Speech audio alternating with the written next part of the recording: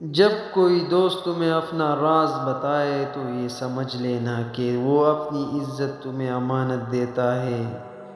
اس میں کبھی بھی خیانت مت کرنا۔ ان لوگوں کے ساتھ گزارا ہو سکتا ہے جن کی طبیعت خراب ہو، مگر ان کے ساتھ نہیں جن کی تربیت خراب ہو۔ میری زندگی میں آنے والے تمام گھٹیا لوگوں کا بھی شکریہ جن سے میں نے یہ سیکھا کہ مجھے ان جیسا نہیں بننا۔ جتنا مرضی پڑھ لو، جتنا بھی رٹا لگا لو، سبق صرف وہی یاد رہتا ہے جو دنیا سکھاتی ہے۔ کبھی کبھی جو لوگ ہمیں بے وقوف سمجھ رہے ہوتے ہیں، دراصل ہم ان کی ہوشیاریوں کو نظر انداز کر رہے ہوتے ہیں۔ عورت کے جسم سے نکل کر عورت کے ہاتھوں میں پل کر عورت کی جوانی کھا کر جب طاقتور بن جاتے ہیں، عورت ہی آپ کو کم عقل، کمزور اور جاہل نظر آتی ہے۔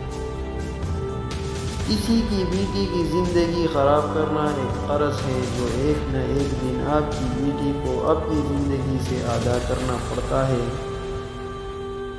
جب تمہارے رشتہ دار تمہارے خلاف بولنے لگ جائے تو سمجھ جانا تم صحیح جا رہے ہو۔ جب زندگی ناچ نچاتی ہے تو رشتہ دار ڈی جے بن جاتے ہیں۔ ان لوگوں کو رشتے بچانے سے کوئی مطلب نہیں ہوتا جن کو اپنے مطلب سے مطلب ہوتا ہے۔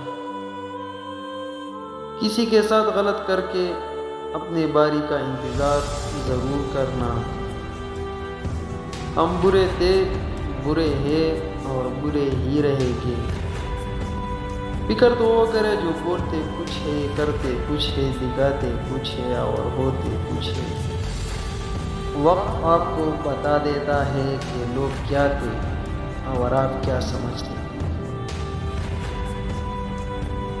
دوسروں کو نقصان پہنچائے بغیر، ان کو بدنام کیے بغیر، ان سے حسد کیے بغیر، ان سے الجھے بغیر، ان سے آگے نکل جانے کا ہنر سیکھیے۔ ہمارے ہاں اکثر لوگ مذاق کا سہارا لے کر دل کی بات کہہ دیتے ہیں۔ راز پہنچ گئی غیروں تک، اپنوں سے مشورہ کیا تھا۔ ضروری نہیں کچھ غلط کرنے سے دکھ ملے، حد سے زیادہ اچھا ہونے کی بھی قیمت چکانی پڑتی ہے۔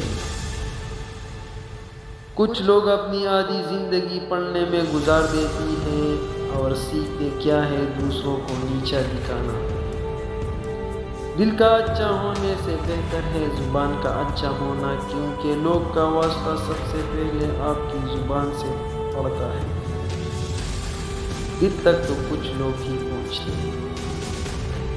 آج کل لوگ اپنے آدھا وقت انجان لوگوں کو امپریس کرنے میں اور آدھا وقت اپنوں کو اگنور کرنے میں گزارتے ہیں۔ وقت کی ایک بات بہت اچھی ہے، جیسے بھی ہو گزر جاتا ہے۔